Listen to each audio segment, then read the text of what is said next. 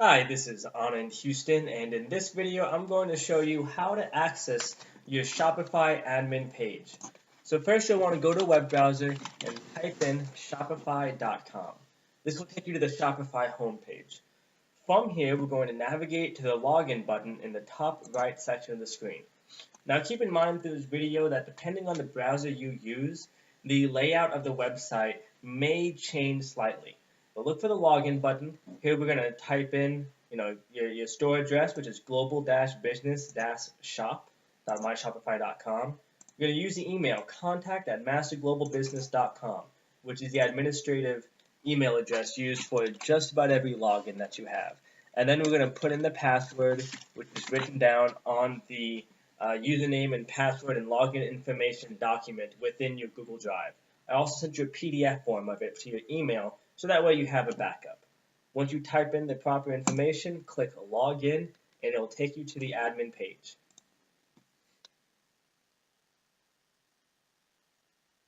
So upon signing in, it'll give you a brief overview of your website. It'll show you the number of visitors, the total sales. It'll let you know which products are being looked at the most. Uh, as we move forward, we'll add in different forms of payment information. What we want to talk about here is just going to give you a brief overview of how to navigate through these different screens. So if you're wanting to make any type of edits to the website itself, you're going to click on Online Store from this menu to the left.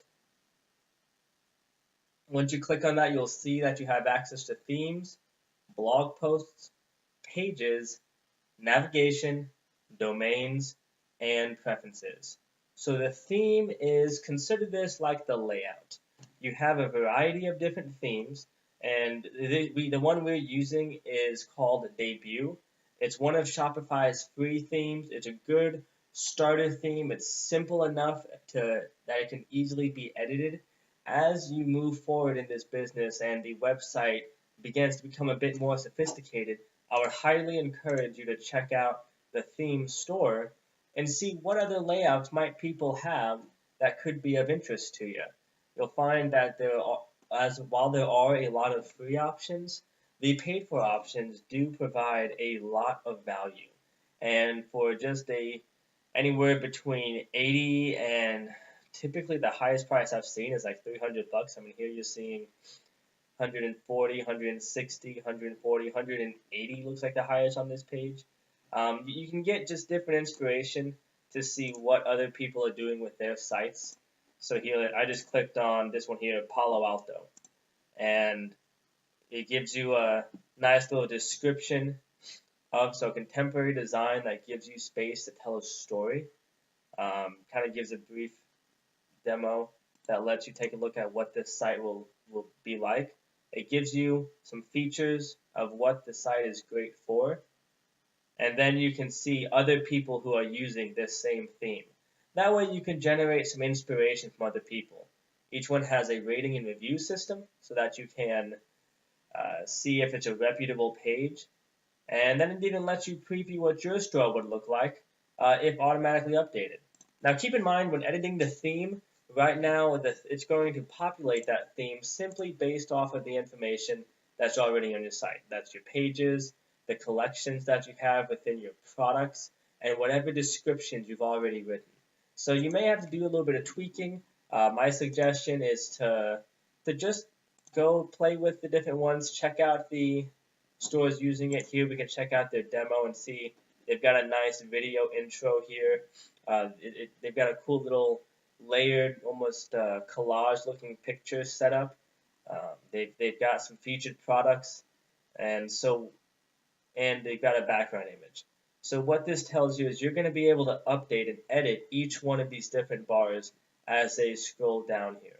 This makes design a lot easier because as opposed to paying a couple hundred or a couple $1,000s to a developer to make your site, you can pay less than 200. Buy this bad boy right here, edit it to your liking. You most likely change the colors, change the font, change the layout as much as you like, and not have to worry about a whole lot of time or money being spent making this happen. So that is the quick breakdown of themes. Now carrying on with the using Shopify to update your website. Next, we'll go to blog posts. This is where you will be integrating a blog tool, most likely Blogger. You can see here that I've gone ahead and uploaded a couple of your different blogs to this page. And this is just click on add blog post and fill in the information. You can also manage your comments within the blogs. Now this is a super important section of the web development side of Shopify, and this is the pages. So every single page you see on this website, let's just take document translation for example, is a page that's set up from these screens here. So there are so many of them because once you develop this web page, then you can simply access it and drag and drop it to wherever you'd like within your theme. So let's just go to the document translation page, and you can see how we came up with this data. So let's say you wanted to go to the document translation page. You notice that you don't want this to be, I don't know, book/ebook. Maybe you wanted to create separate sections for that. So let's just click on document translation. Pull up the web page. Here, if you would like to make simple edits, you can simply go in and type what you need.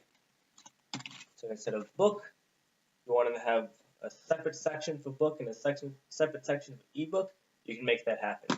As you can see, each of these is hyperlinked. In order to add a hyperlink, all you need to do is highlight over it. You have a menu bar up here to do some basic edits and insert the link you would like to add. Now, this page, or the edit page within Shopify, is rather limited in what you're able to do. Think of it like an email. So yes, you can make a good amount of edits from here, but if you want to do anything fancy, let's say you want to,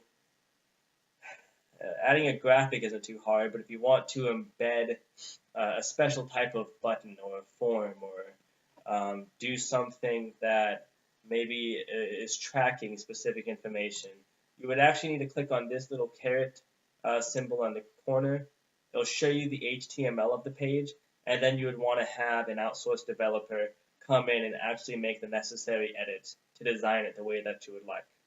But that's not something that you yourself will ever have to worry about, just showing you where it is you'll want to have the outsourcers go to look at that. Now, you also have the navigation of the website, and this is going to be the menus. So an example that you had given me when we talked on the phone is you wanted to have a blog section. So I'll go ahead and show you how to make that happen. You've got the footer menu. This is going to be what you see on the bottom of the page here. And let's go ahead and add a blog section.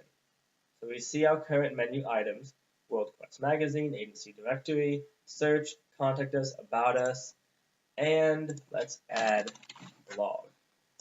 So we'll send that to the blog. Right now the blog is just currently called News. You can update that name. We're going to save the menu. And once this finishes loading, you will find that if we refresh the website,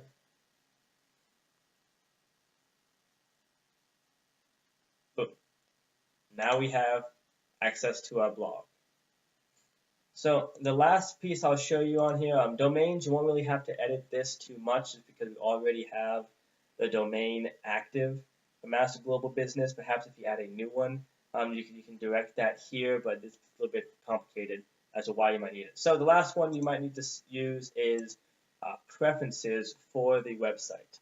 So on this page here, you're going to be able to make SEO changes. So title and meta description, this is what pops up when you search something on Google. You can add your Facebook and Google tracking tools. You can you can password protect the page if you would like to close it down, perhaps during an update or for scheduled maintenance. So that is a long and short of how to edit the Shopify website from within the admin page. If you have any questions, feel free to reach out to me, and I'll show you some more information on how to use it in the next video.